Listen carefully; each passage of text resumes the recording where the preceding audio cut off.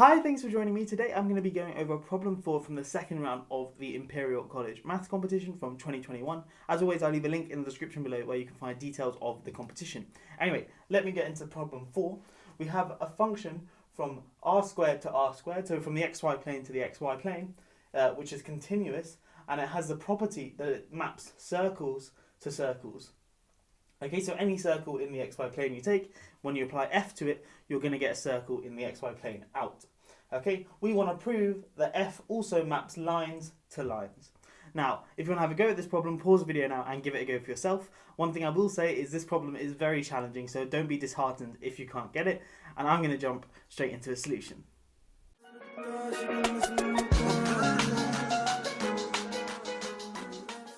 Okay, so before I get stuck into a solution, the main property I'm going to be using about circles is that given any 3 points on the xy plane which don't lie on the same straight line, i.e. they're not collinear, we can always find a unique circle passing through those 3 points. So suppose I'm given this point, and this point, say, then there exists a unique circle which would look something like this, passing through those 3 points. Okay, and that circle is unique.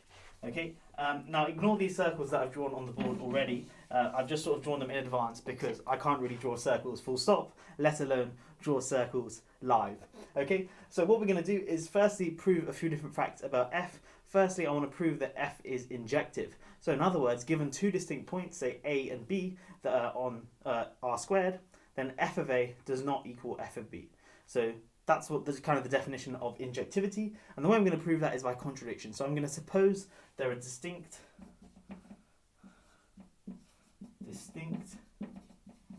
a and b in r squared, such that f of a equals f of b. Squeeze it on just there, like so. Okay, so what I'm going to do is just put a and b on my diagram, and we know that they're distinct. So I'm going to put a here, say, and b here. Okay, now what I want to do is just consider any circle passing through A that doesn't pass through B. So I've drawn on this circle here, and I'm going to call this circle C1, like so. And then because f takes circles to circles, it's going to map C1 to this circle here, which I'm going to call C1 prime. Okay, and of course A is going to get mapped to f of A, and I'm going to call f of A prime for now. So kind of that just sort of saves me writing f for everything. I'm just going to introduce this sort of apostrophe notation. So A gets mapped to A prime, and we're going to assume that B gets mapped to f of B, which is f of A, which is A prime. So B also gets mapped to this point. Anyway, now because this guy here is a circle, it's certainly not a point, and it contains infinitely many points on the circle. So that means we can find some points, which I'm going to call P prime and Q prime, such that, well, certainly there'll exist some P and Q on this circle here, such that P maps to P prime and Q maps to Q prime, but also P, Q, and B are not collinear. Okay, so let me sort of just write that out. There exist some points here, which I'm going to call this one here P prime, and say this one here Q prime, such that, obviously then that means that there are points on this circle which map to P prime and Q prime, so I'm going to call these points here P and Q, like so. So P maps to P prime and Q maps to Q prime, and also P, Q, and B are not collinear. Okay, if they were collinear, then I can just choose an alternate choice for P prime and Q prime until I get one which makes P, Q, and B not collinear. Okay, great. So I've got P, Q, and B now, and because they're not collinear, I can introduce this new circle here, which I'm going to call C2. Again, because P, Q, and B aren't collinear, and from that sort of fundamental property of circles, that three non-collinear points, you can find a unique circle passing through them, which I'm calling C2. Now I claim that C2 maps to C1 prime, and that's kind of obvious because we know that C2 is going to map to a circle, but also P maps to P prime, Q maps to Q prime, and B maps to A prime. So we know 3 points on that circle, so that means that circle is uniquely determined. And again, these 3 points are sort of, because we know they're on a circle, they're not collinear. Okay, so this circle also maps to this circle. Now what we want to do is kind of introduce a family of, or sort of a region first, and then look at some circles within that region. So the first thing I want to do is just draw a line here between P and B, like so. Okay, and I'm just going to mark this point here, let's call it S. Doesn't really matter what I call it. And I'm going to consider points on this small arc here between S and Q. So I'm going to perhaps call this an arbitrary point in this region, Q tilde, like so. And then I'm going to consider the circle passing through P, Q tilde, and B. So it's going to be something like this, and then it will carry on in either direction. And we know that this circle here is going to map to a circle, but I claim that it also maps to C1 prime. And why is that true? Well, because we know that B maps to A prime, P maps to P prime, and this point Q tilde, we don't know where it maps to, but it maps to some point on this circle, it maps to some point on this circle because we know that this circle here maps to this circle here. Okay, so Q tilde also maps to some point on this circle, so we have this sort of arc here being mapped to that circle, but in particular, this set of dotted points in between here maps to some points on this circle. Okay, but we can sort of vary Q tilde along this sort of bit of the arc, okay, like so, to show that any sort of set of dotted lines here will also get mapped to this circle. So in other words, this whole region here, like so, gets mapped to C1 prime. Okay, so we've shown that an open region like this gets mapped to this circle, but then that leads to a contradiction. Why is that the case? Well, if we just sort of zoom in on this region here, so it looks something like this, looks something a little bit like that, but in particular it's an open region. So that means I can always find some circle within it. And we know circles map to circles, and we know all points in this sort of region map to this circle here. So this circle will map to that circle. Okay, but we can make this circle arbitrarily small. Okay, but then we kind of break the definition of continuity because we've shown that an arbitrarily small circle gets always mapped to this circle here. And if you sort of just check the definition of continuity, you'll find that there's a contradiction. And that can't happen. And so that proves that F must be injective, because if it's not, we can generate these circles here, which sort of tend towards a point, but the circle, or sort of its image, doesn't tend towards a point, and that is a contradiction. Okay, so that proves injectivity. Now let me prove surjectivity. Okay, one thing I just noticed is my argument was slightly flawed, is I said this thing here, P maps to P prime, B maps to A prime, and Q tilde then, so then this circle here would map to this circle. But that's not necessarily true, because Q tilde could, say, map to P prime, but then we just sort of alternate our region, or make our region slightly smaller. It doesn't matter too much, but essentially we know that going from P to Q is kind of going to correspond to going from P prime to Q prime. So certainly there's going to be some point where we leave P prime, so then we know that sort of going across this point here, there's going to be some point, might be there, say, that F is not going to be P from there on. Okay, so we have this thing here, and that kind of follows from continuity. So then we just limit our sort of region to this bit here. Okay, there's loads of lines here, so I'm not sure if that's particularly clear, but basically we can assume that this point Q tilde doesn't map to P prime or map to A prime, and that's why this sort of arc here will always get mapped to this circle. Anyway, let's move on to surjectivity. Okay, so now what we want to do is prove the surjectivity of F. So that basically means that no matter what point you give me on the right hand side, there exists some point on the left hand side which maps to that point. So for all z prime, there exists z such that f of z equals z prime. So for any z prime on this right hand side, I can give you some z on this left hand side which maps to that z prime. Okay, cool. Now, to start off this, we're going to consider any two arbitrary circles in the xy plane which intersect exactly twice. So here's just an example. And now we're going to consider f. Well, we know f of this circle, if I call this circle, say, C1, is going to map to this circle here, which I'm going to call C1 prime. And this circle I'm going to call C2. And now C2 maps to C2 prime. Now notice that these circles are distinct, and that follows from the injectivity argument we just provided. Okay, but also because these two circles intersect twice, and certainly f of these two circles must intersect twice, but they can't intersect more than twice, otherwise they'd be the same circle, and that would contradict the injectivity. So that means that C2 prime is a circle like this, which intersects C1 prime exactly twice. Okay, now what we're going to do is consider 2 points, x and y, on this circle C2. One is going to be sort of on this bit here, so x, say, is there, and y is going to be some point on this bit here. Just dropped my pen. Okay, now what we're going to do is consider the images of x and y. So they're going to map to x prime and y prime, which are going to be somewhere on C2 prime.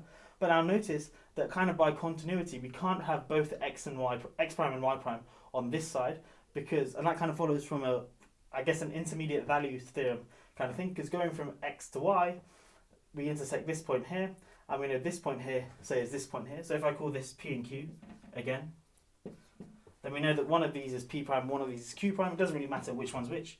So we're just going to say this one here is P prime, and this one here is Q prime. So if X prime and Y prime are on the same bit, then sort of going from X to Y, we don't have to intersect P prime or Q prime, and that's a contradiction. So we must have one of X prime on this side, X prime or Y prime on this side, and the other one on this side. And again, it doesn't really matter which one's which. So I'm just going to assume that X prime is on this side and Y prime is on this side. Okay, now what I'm going to do, let me just rub this out and put this to one side, is consider the line passing through X prime and Y prime. So this straight line here, like so,